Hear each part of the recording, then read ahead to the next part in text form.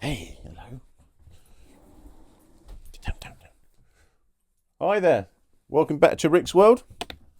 It's a miserable day today, so I thought I'd come back into the studio. It's amazing, it's nearly the end of January. I don't think we've seen much sun at all.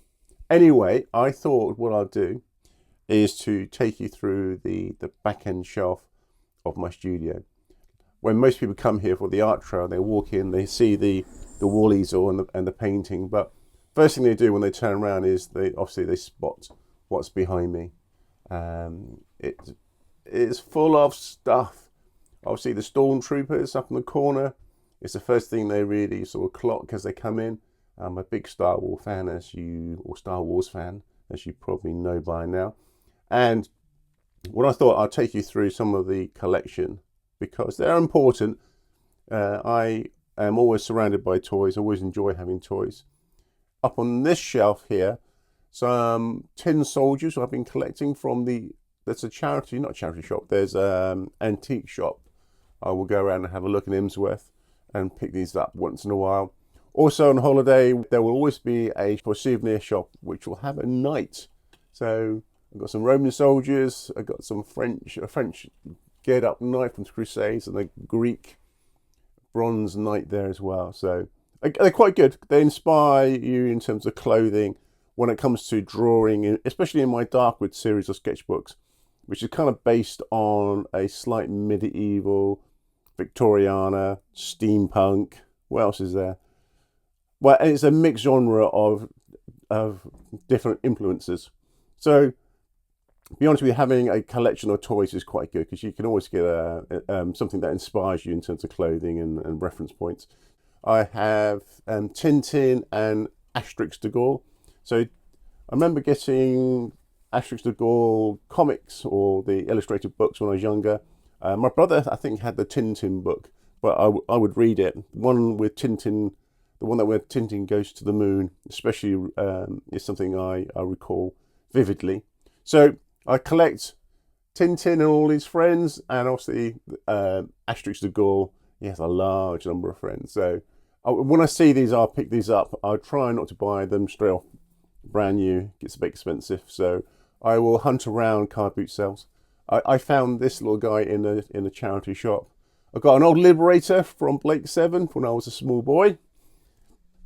And moving on to the next shelf, you can see there's a picture of me, which is when you were allowed to climb on top of Ayers Rock, or Ularu, as I call it now.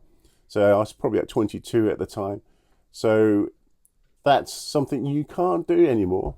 And to be honest with you, it was quite unnerving climbing up, and the plaques of people who have fallen and died climbing. It's quite steep and it's quite rounded edges. So it's not the safest place to go. But then you go. I was young, so that's a picture of me up in Ularu. This is the latest toy, souvenir from Lisbon. Right, okay, so the lower shelf is curated on a more frequent basis. So I brought out my McFarlane alternate or dark Wizard of Oz figures. These are quite old now. They're very much a collectible series. So you have quite a risque Dorothy. You've got the Wizard. You have the Scarecrow, Tin Man, and this rather strange looking creature, I need to glue this guy on, is actually supposed to be Toto. And at the back, we have Mandalorian and Grogu, a couple of Stormtroopers, always Stormtroopers everywhere.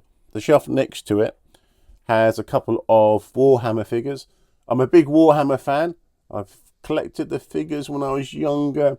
Didn't really play Warhammer, but I've always been inspired by the artwork and the mythology and the story around Warhammer 40k. So on this shelf we have a figure or character I created. It's kind of been through the wars a little bit. His ear's fallen off, one arm broken. I think I glued it back on again. But this is a character from this children's story I was writing many years ago. I am always working on projects, and some of which never see the light of day. But this is a children's story about a character He was a squirrel. Won't go into his name too much. I had a lot of characters drawn. I had an outline for a story, a draft, first chapter, and I was going to produce it for when our two daughters were small, but are now 30, in either side of 30.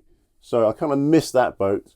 But we do have a grandson now, so maybe I will work on it for and maybe simplify it a little bit and have a sort of personalized story for the grandson.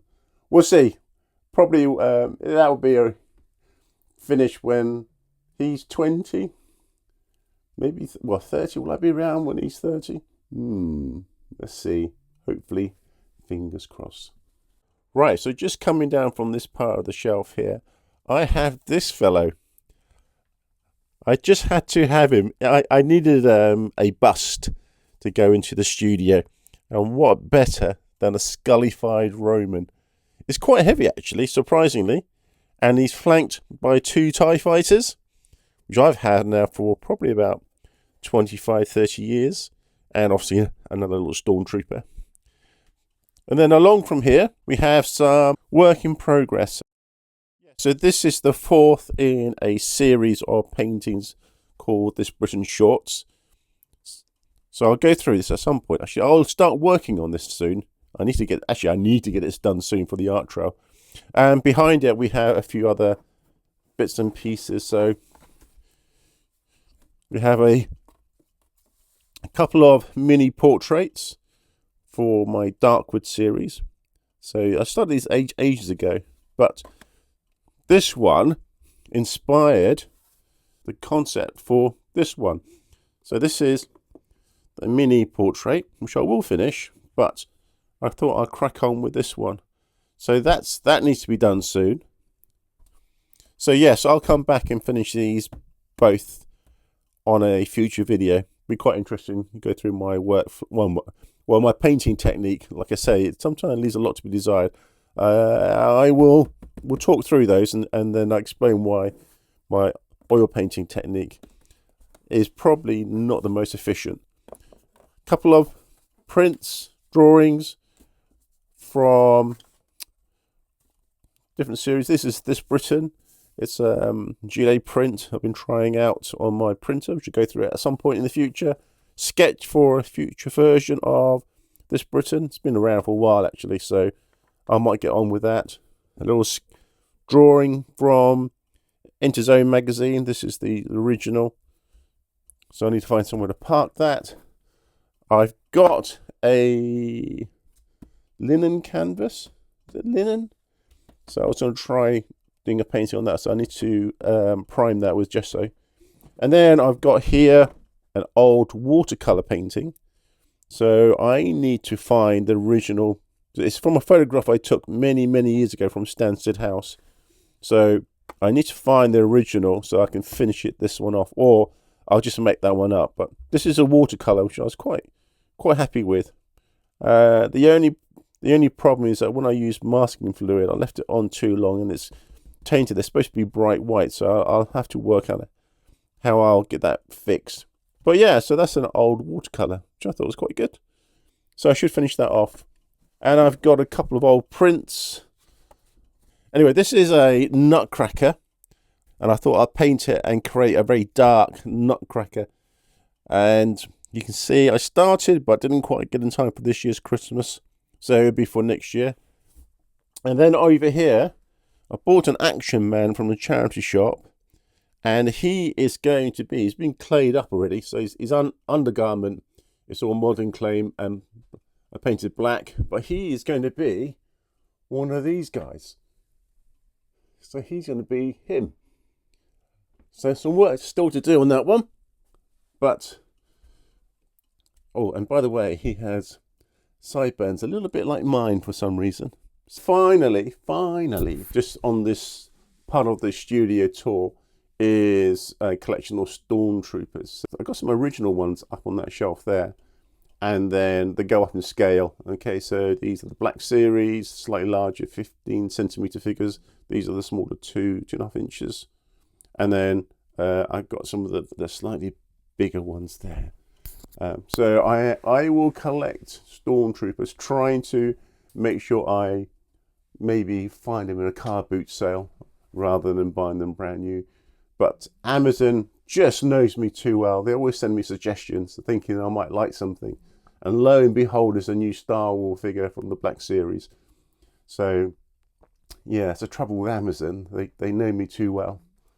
Right, okay, so I've just taken you through the back end of the studio. You've seen all the collectibles that I've collected over many years. And I'd just like to say, if anybody finds any collectibles or Star Wars figures in a loft or in a box, you're clearing out a child's bedroom and you don't want them anymore, I will always happily accept any free donations and will give them a very good home. Happy to adopt your old Star Wars toys. Okay, so if you have any, the art trail is coming up in May, June. Studio will be open. Feel free, come round, bring a bag, bring a box. ATAT walkers, big ones will be quite nice. So yeah, I hope you enjoyed that. So it will change over time, and it's really more about making sure I'm surrounded by things that I find inspiring and to spark my imagination. So it makes me feel good. So I'm not going to get rid of my toys, and at some point in the future these will be swapped out for something different, and maybe we'll go through some more of the collection. Okay. Don't forget to like and subscribe. Now move along. Move along.